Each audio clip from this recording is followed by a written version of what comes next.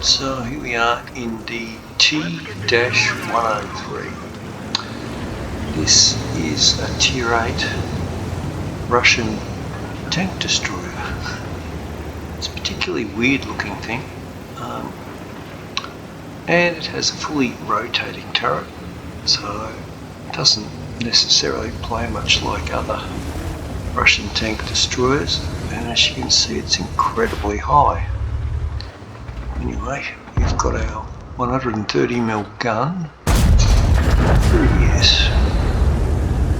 It's not a bad gun actually. It's surprisingly good for what is basically a reward tank slash premium tank that you can either get for, I think, bonds, or you can get it, I think you can buy it for gold too, but perhaps only at certain times. I don't think there's not a lot of them around because it is an awkward looking thing and it's very high. It's going to do a bit of blind here.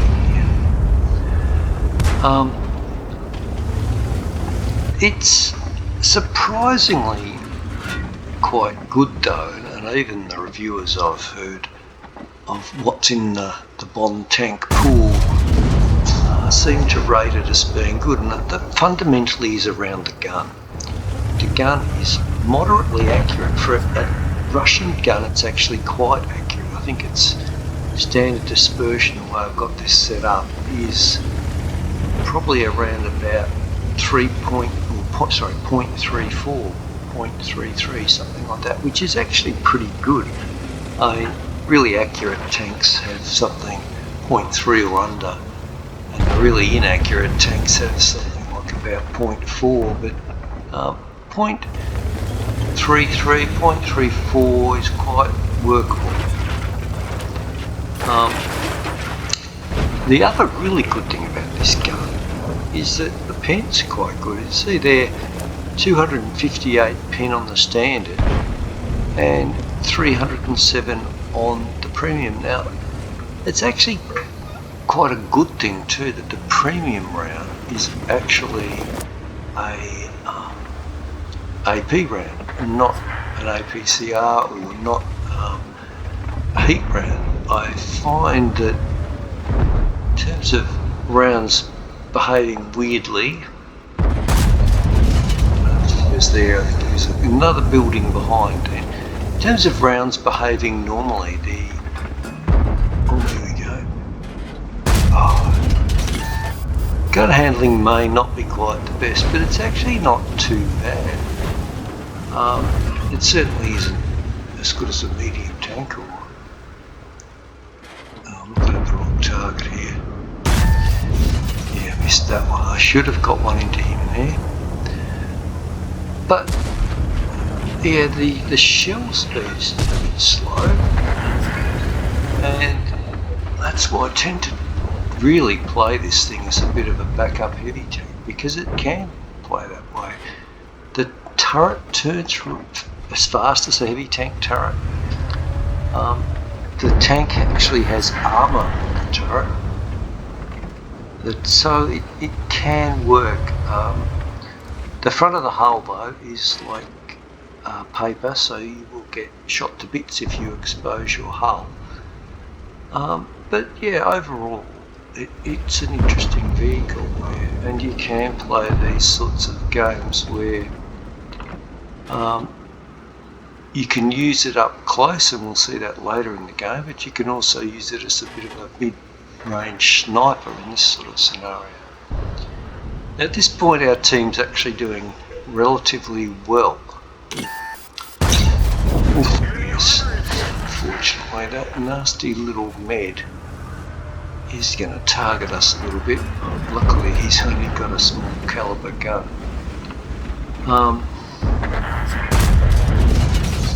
I know there's some destructible buildings here. I'm just trying to knock them down, so if he tries that too much we might get a shot on him. So we haven't done an awful lot at this stage, but our team is doing quite well. But these games change and move quite rapidly. the same. It's right in. Unfortunately, that bloody med was waiting there again. I think this thing also has quite reasonable gun depression, so you can use terrain relatively well. It's also relatively mobile, so pretty much it's got all the things that you want in a vehicle. Mobile, good gun, reasonable gun handling, reasonable mobility, and the turret turns quite reasonably. Of course, the one where we really wanted had a misses. That was rather annoying, but at least he got punished as he pulled back. Oh well, we might see him a little bit later on. Hopefully. Now our team's still doing really well. We're 4,000 up, 5 tanks up. And that's where a tank like this can do quite well. We don't have a lot of damage at this stage. 1.3 is okay, but it certainly isn't anything to be particularly happy with. Let's see what else we can do. And again, because this does have a fully rotating turret, rotates reasonably quickly, the gun is relatively accurate, doesn't have terrible dispersion. It's just works quite well playing it as a heavy. There we go. He probably didn't need our help, but probably also appreciated us taking that guy out, maybe. You never really know whether they want you to chip in or whether they want to kill themselves. I don't know why that didn't go through. He must have just been on a weird angle. Must have still hit the front of his tank, I think. So now it's closed up a little bit. It's only 2,000 difference, and you can see the enemy have actually pushed down the other flank. They've actually overcome our tanks on the other side. Now I've seen a lot of losses in this sort of situation where this side you push through, you get to the cap, and they mount a really good defence and basically take you apart. So what have they got? They've still got 5 tanks. And they're reducing it, so now we're actually behind on HP. Oh, and we're now behind. Oh no, we're back up again, so that was probably a reasonable try. Trying to work out, I was just a bit worried there'd be someone lurking in the swamp.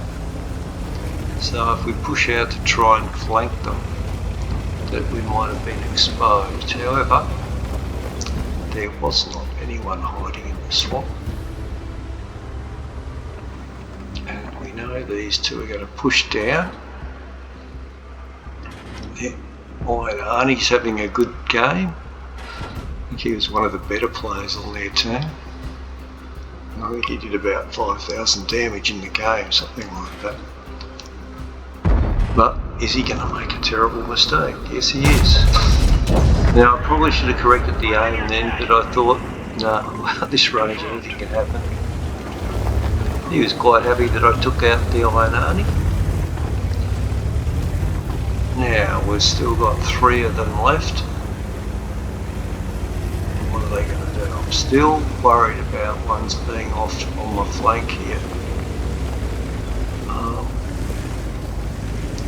Just want to try and work out where these guys are. There's one of them. He's potentially the most, or one of the more dangerous ones, although that's the, can't see the dead enemy tank in front of me. I think that's the tier 7 one. The tier 7 one's okay, it's not terribly dangerous. It's the tier 8 premium one that's really, really dangerous. I can't quite figure out how I get spotted coming across here, but I do. The Hellcat must have vision underneath the train or something like that, because he wasn't close enough to, none of them close enough to proxy spot me. Which unfortunately tips off the BZ as to where I might be coming up. And we exchange shots. So he gets me and he does 315. Thankfully he wasn't the tier 8, otherwise I would have been destroyed at that stage. Now, the Scorpion had a really good game too. He's got 5 kills at this stage. And he'd done quite a bit of damage. I think he, maybe it was him that had done the 5,000 K damage, or the 5,000 damage. But let's see what we can do. Now I'm queuing HE because I know I can one shoot the Super Hellcat regardless. I just want to get, here we can see, yeah, it attacks the guns, works quite well. Just pull back. I do not want to get hit by 128mm gun of the Scorpion, and now I've got a lovely HE round loaded.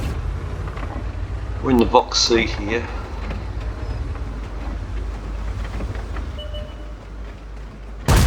Oh yes, so that was a penetrative hit with HE, and we get the last 3 kills of the game, which was pretty satisfying, because I think at least 3 of the 5 that we killed were the top players on the enemy team.